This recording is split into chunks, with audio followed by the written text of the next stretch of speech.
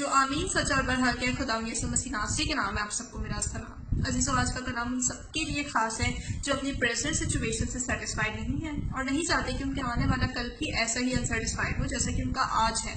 आज का कलाम उन सबके लिए खास है जो अपने पास्ट को देख के, अपने माजी को देखकर यह अंदाजा लगाते हैं कि उनका आने वाला कल कैसा होगा।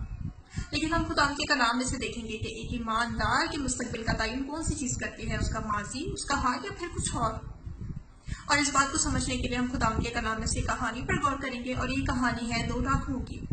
एक डाकू जो है वो खुदा यीशु मसीह के दाएं तरफ लटका हुआ है डिस्मास, और एक डाकू जो है खुदा यीशु मसीह के बाएं तरफ लटका हुआ है गैस्टस।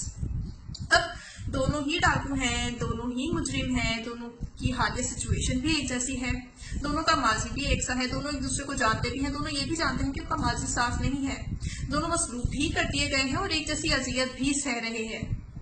लेकिन इनकी गुफ्तगू एक जैसी नहीं है, इनका रवैया एक जैसा नहीं है। हम देखते हैं कि बाएं जानिब जो डाकू लटका हुआ है गैस्टस, वो खुदावंद यीशु मसीह के पास लटका हुआ है। उसकी जिंदगी गुनाहों से भरी हुई है, लेकिन खुदावंद यीशु मसीह को पहचान नहीं रहा। आइए इसकी गुफ्तगू पर, उसके रवैये पर गौर करते हैं। मुकद्दस लूका की अंजील उसका 23 बाब और उसकी 39 आयत लिखा है, और फिर जो बदकार सलीब पर लटकाए गए थे उनमें से एक उसे यूं ताना देने लगा कि क्या तू मसीह नहीं, तू अपने आप को और हमको बचा। आमीन। अभी बचना तो चाह रहा है, लेकिन ईमान नहीं ला रहा कि खुदावन इसे वाकई ही बचा सकता है। फिर हम जो दाएं तरफ लटका हुआ है डिस्मास, उसकी गुफ्तगू पर गौर करेंगे। वो क्या कह रहा है? लिखा है, मगर दूसरे ने उसे झेड़ा कर जवाब दिया, क्या तू खुदा से भी नहीं डरता? हालांकि उसी सजा में गिरफ्तार है।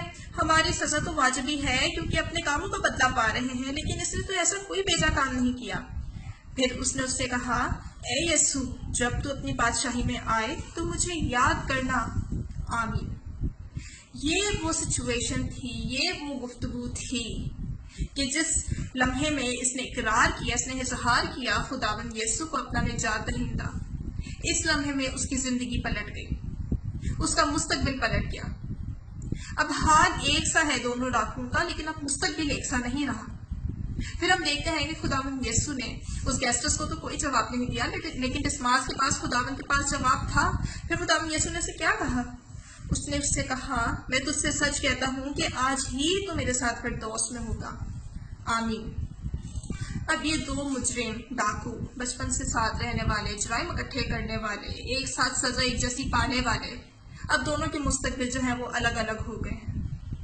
याद रखें, हमारे अल्फाज और हमारा रवैया हमारे मुस्तकबिल का तयन करते हैं। बहुत सारे ऐसे लोग हैं जो अपने हालात का रोना रोते हैं, लेकिन हालात चाहे जैसे भी हों, मुश्किलें चाहे जैसे भी हों, हमें अपने अल्फाज और अपने रवैयों से, अपने खुदावंद से अपने ईमान का इजहार और इकरार करते रहना है, क्योंकि हमारा खुदावंद जो है वो जिंदगियों को बदलने वाला खुदा है। हमारा खुदावंद तमाम हालात को बदलने की कुदरत और कुव्वत रखता है।